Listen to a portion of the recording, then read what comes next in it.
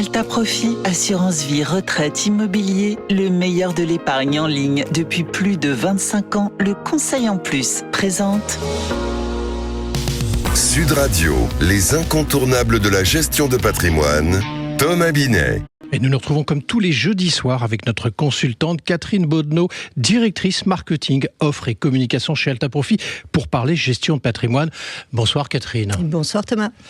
On a vu la semaine dernière que les fonds en euros, les supports d'investissement à capital garanti de l'assurance vie et des plans d'épargne retraite étaient généralement à plus des 2/3 composés d'obligations et diversifiés d'ailleurs sur d'autres actifs comme les actions ou l'immobilier pour le reste. Alors aujourd'hui, on va essayer ensemble de comprendre ce qui influence les taux de rendement servis aux épargnants chaque année et comment ils évoluent. Alors première question Catherine, est-ce que les fonds en euros vont évoluer de la même manière d'année en année ?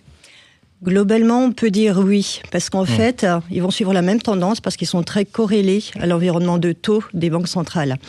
Et on l'a vu pendant la décennie de taux bas, ça s'est traduit par une baisse constante des rendements des fonds en euros.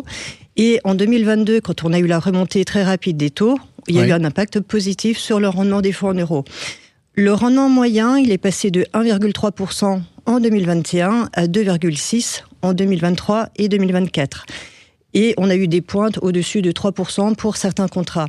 Et quand on regarde les premières annonces pour le taux qui sera servi au titre de 2025, on peut dire qu'il va se maintenir, voire être légèrement meilleur. Pourtant, il y a quand même des écarts parfois importants d'un contrat à un autre. Alors, comment la gestion de l'assureur impacte-t-elle le résultat de son fonds en euros ? Alors, tout d'abord, l'assureur peut avoir ce qu'on appelle une approche relutive. En fait, en lançant des offres commerciales, l'assureur va chercher à collecter de nouveaux flux au bon moment pour acquérir des obligations qui rémunèrent mieux et donc avoir un impact sur le rendement global du fonds. Et c'est ce qu'on a vu en fait en 2024 et 2025. On a vu se multiplier des offres commerciales de bonification. Donc on avait plus 1,5, plus 2% de bonification sous condition. C'était en fait pour profiter de ces fenêtres favorables. Et en fait, c'est vraiment une approche gagnante à la fois pour l'assureur et pour l'épargnant. Après, vous imaginez bien que selon l'ancienneté du fonds en euros et selon le volume d'obligations anciennes, il va y avoir un effet d'inertie qui sera plus ou moins fort. Au-delà de ça, il y a bien sûr la qualité de la gestion de la partie diversifiée, donc ce qui investit sur d'autres actifs, par exemple les actions et l'immobilier, et ça va générer de la performance additionnelle. Et la PPB, un nouvel acronyme qu'on découvre avec vous, la fameuse réserve de rendement, est-ce qu'elle joue un rôle aussi important dans ce contexte, Catherine ? Absolument. Alors, la provision pour participation aux bénéfices permet de lisser les rendements en fait d'une année sur l'autre. Donc, quand les marchés sont porteurs, l'assureur met de côté une partie des bénéfices qu'il pourra resservir au moment où c'est nécessaire, lorsque les périodes sont moins favorables.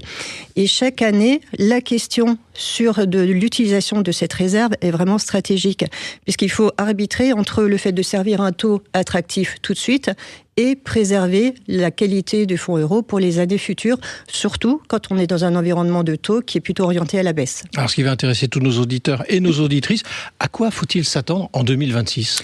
Alors, on a vu que depuis mi-2024, la BCE est rentrée dans une logique de baisse des taux et aujourd'hui, on est dans une période de normalisation. Donc, ça devrait stabiliser, voire légèrement réduire les rendements des fonds en euros pour les années à venir. Néanmoins, au titre de 2026, on a déjà vu plusieurs acteurs communiquer sur des offres de bonification à nouveau sur les versements. Alors, elles sont un peu plus restrictives que l'année dernière. Elles sont très souvent soumises à une condition de part en UC et parfois soumises aussi à un minimum de versement.